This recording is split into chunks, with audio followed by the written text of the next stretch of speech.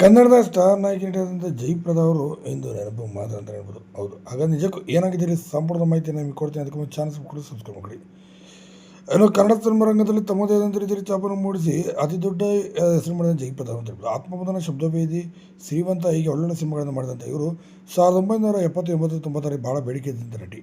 ತದನಂತರ ದಿನಗಳಲ್ಲಿ ಶಬ್ದವೇದಿ ಸಿನಿಮಾ 1998ರಲ್ಲಿ ಬಂದು ಬ್ಲಾಕ್ ಬಸ್ಟರ್ ಸಿನಿಮಾ ಆದ ನಂತರ ಎಲ್ಲೂ ಕೂಡ ಸಿನಿಮಾಗಳಿಗೆ ಕಾಣಿಸ್ಕೊಂಡಿಲ್ಲ. ತದನಂತರ ಮಹಾರಾಷ್ಟ್ರದಲ್ಲಿ BJP ಮೆಂಬರ್ ಆಗಿ ಕೂಡ ಆಯ್ಕೆ ಆದರು.